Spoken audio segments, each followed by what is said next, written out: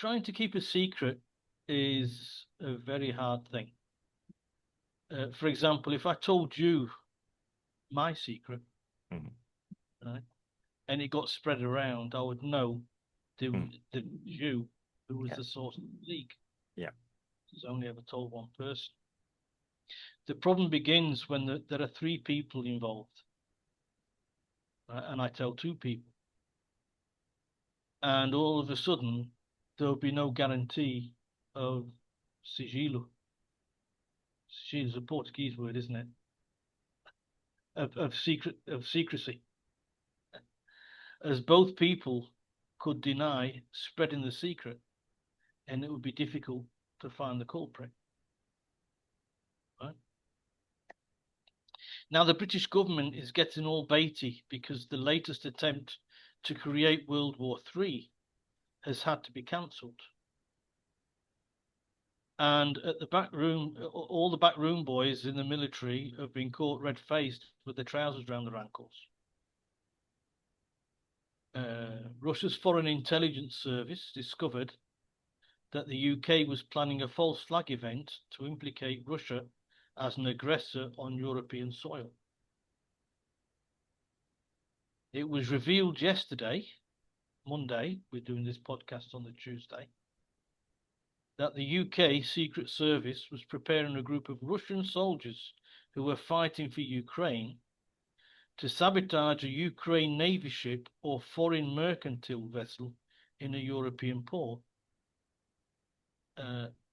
after which the UK would blame Russia for the attack. They said also that the group would leave behind evidence in the form of Chinese-made equipment, which will be proof that China was supporting Russia. The idea was to rally the EU heads of state to increase their participation in the Ukraine conflict. This whole story has a ring of truth about it, because the other day I was on about the Ukrainian journalist sending a message to Trump, and about, obviously they can't do that false flag attempt because everybody knows about it now, right? So it'll be like a script.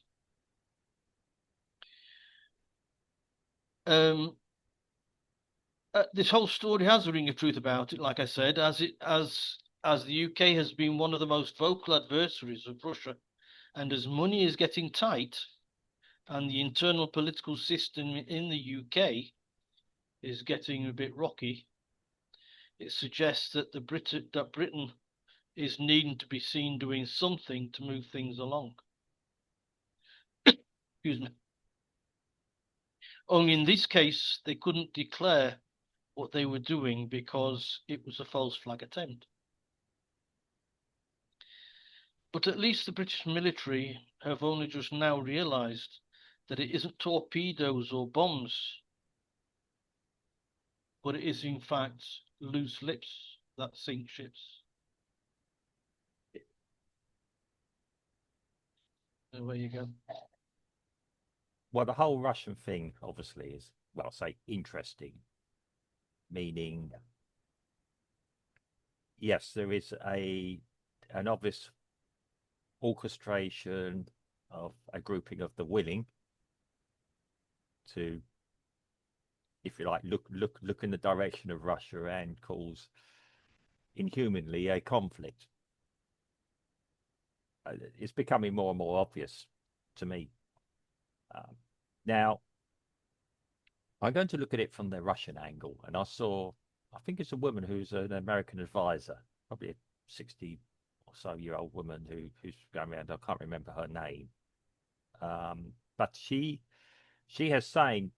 been saying that there isn't an overall desire of obviously Europe to take over Russia, because we'd have the big problem of having to deal with Russians, which is best left to the Russian administration to deal with, and all the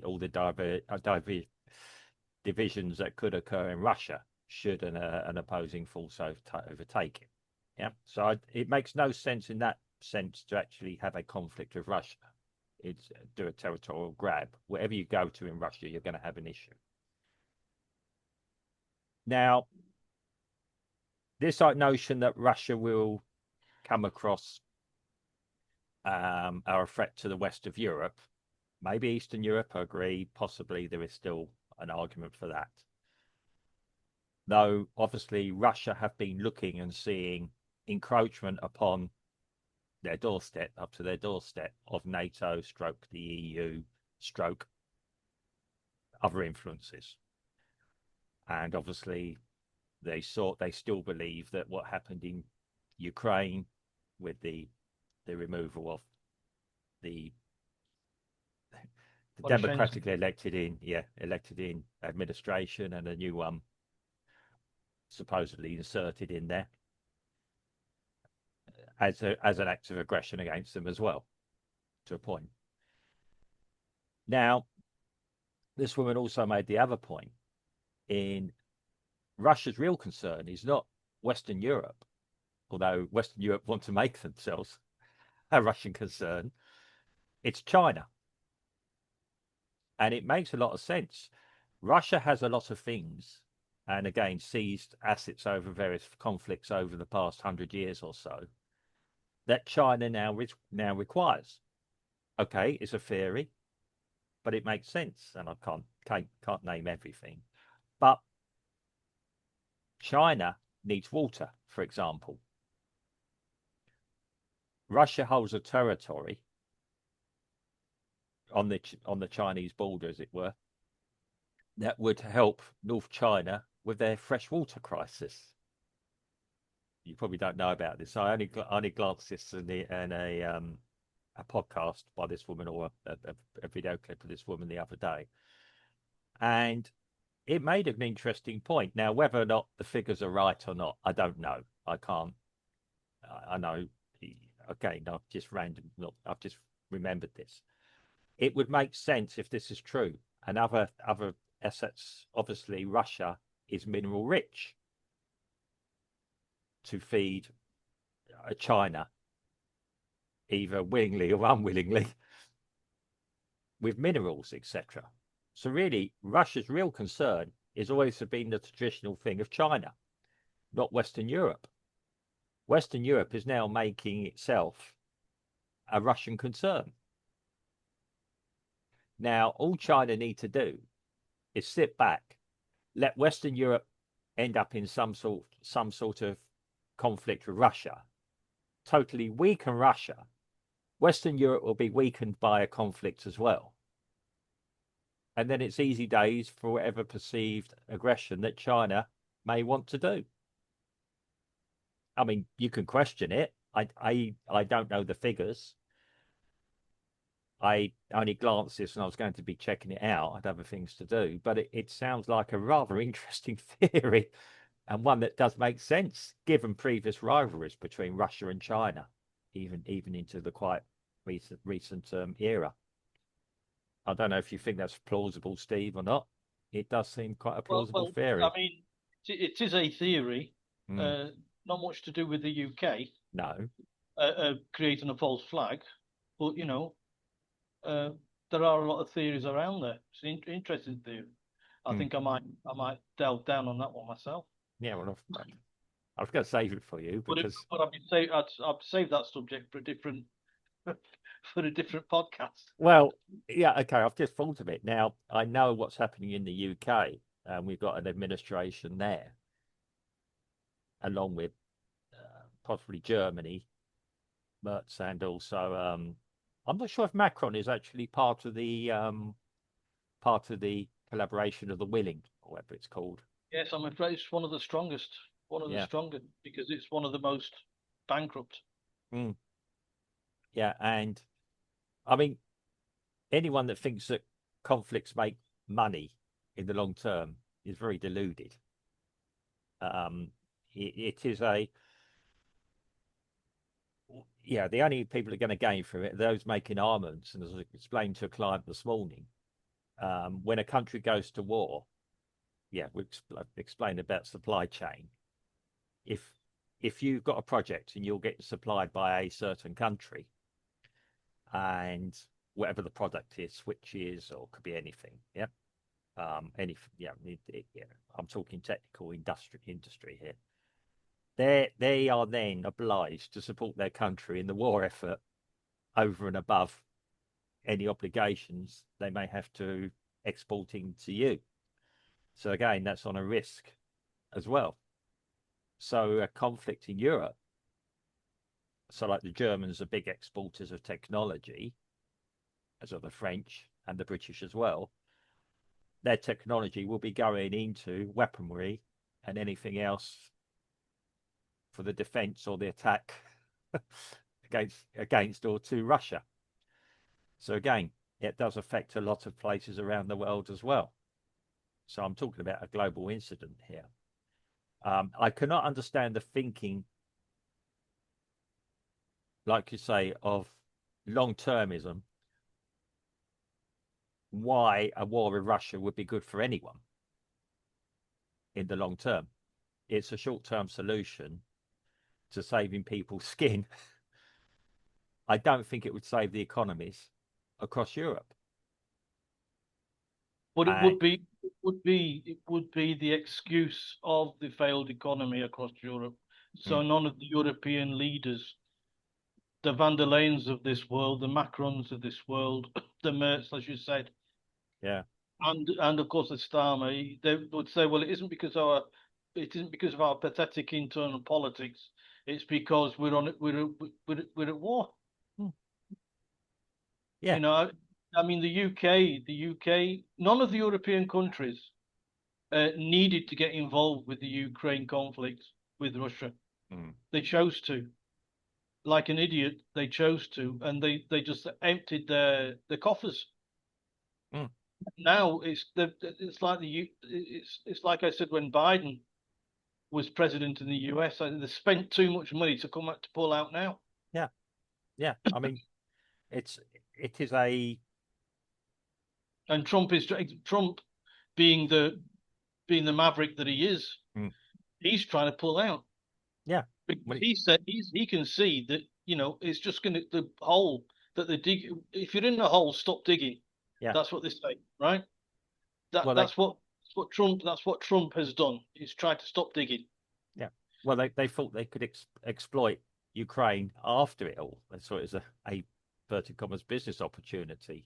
That But they will be able to. But the thing is, I think that the investment is yeah, they're not going to get a return on all of their investment. no. It's going to be like two steps forward, one step forward, two steps back. Well, if they do, as I've said many times, the people that are not going to be in charge of their own country are the Ukrainians, one way or another, whichever way dice fall on this. They'd be paying back um, the loan, as you like as it's been called. They're not going to benefit from any minerals or any agricultural or anything else that comes their way. And which is the sad fact about it all, everything that the EU was meant to prevent is creating. And it isn't, let's be honest, it's an EU driven thing. It's got nothing. NATO is just but a tool, a blunt instrument that gets used occasionally. It's not a military operation anymore. It's now a pseudo political one. I don't believe the Russians are actually that scared of NATO anymore, if they ever were. It was always, yeah, it was there as a threat. The fact that the Russians built up arms and everything else, yeah, NATO was never based on a threat. It was mm, a defense. yeah, NATO, the North, North Atlantic, yeah, sorry, it was based on a defense yeah, system, wasn't for offensive. yeah, And so Russia had no need to worry about NATO. mm, I think that perhaps Putin is looking at NATO with other eyes now mm, because NATO is trying to push the boundaries a little bit and become more offensive. mm, But I think that the NATO members are destroying themselves by doing what they're doing, mm. just by doing what they're doing. Well, But anyway, we know that if a ship in a European port is torpedoed by a group of Russian soldiers, sorry, Yeah, and you've got Chinese equipment there to give the game away, yeah. then you know that it's a false flag. As is if from the little independent state in Moldova, Mm, if they attack Ukraine from their part of the world, mm, as it's already been published yeah. uh, in news articles, it's Mm, very difficult for them to, which could be why what caused all the drone incidents. mm. Trying to create some sort of excuse to attack Russia. You never know. Well, the fact that across Western Europe there's not the desire of fighting age men to sign up. That's right. There'll probably be a lot of sickness come the conscription. Yep. A Yeah, lot of flat feet. a You'd lot of be flat feet. surprised. You'd be surprised how many people have got flat feet in Europe. Yeah, yeah, flat feet, and yeah, and yeah, I was going to say the other thing is it's acceptable in peacetime to have psychological problems. You know, one that's going to increase. It's yeah. You'd want the crazies for the army because they go crazy. Oh, well, you like playing war games on your PC. Here's an opportunity to go and do it for real. Yeah, see how long you like. I mean, it's it is a it is a worrying time. Let alone reports that are going across North American media, especially about the UK. About the UK is on the brink of some sort of civil conflict within itself. This is going across North American media. I saw three reports this morning. Obviously, not in the past week, but in quite relatively recently. And some academic in Oxford, was it Oxford? Oxford, Cambridge. He's sort of said Oxford War Studies or something. He's actually said yes, it's there. So Starmer has more than a few headaches to deal with without creating any more. And Well, I think the I think that the middle-aged white men that Lineker et al. no, it's Lineker. It's The other Neville. one. Get Neville, Gary Neville, the other one. Yeah, Yeah. quite right. The twins. Yeah, but Neville. Uh, Yeah. I'll, I think that they'd be too lazy. They'd do a Greta Thunberg and just stand there saying, "How dare you? How dare you? How dare Well, you?" I, I, d- I don't think the middle-aged men put up the flags particularly interested in what's happening in Ukraine. We're more, I say more inward-looking than that. Even it's we're aware of it. Um, most people, like I say, putting up the flags do actually have a job. They only can do it at the weekends or in the evening. They can't go around marching during the day. It's. I think we did a podcast many years ago, a couple of years ago, about civil war. I think I brought it up as there's a lecturer, and when you actually look at all the points, the benchmarks in place, most European countries now have them. It's what the final spark will be. I know we've got away from the main topic here, but it's all relevant because in order to, unless Dharma's trying to find something to focus us all, and having eternal wars is part of George Orwell's 1984, yeah, They, continuous they, wars, they just had an conflicts. uprising. They just had an uprising in Georgia Yeah. uh, after the elections, and the people held an uprising, staged a coup, Mm, invaded the parliamentary buildings. Didn't succeed in the coup, no. but I don't think I can't imagine anybody in the UK doing that. They're too lazy.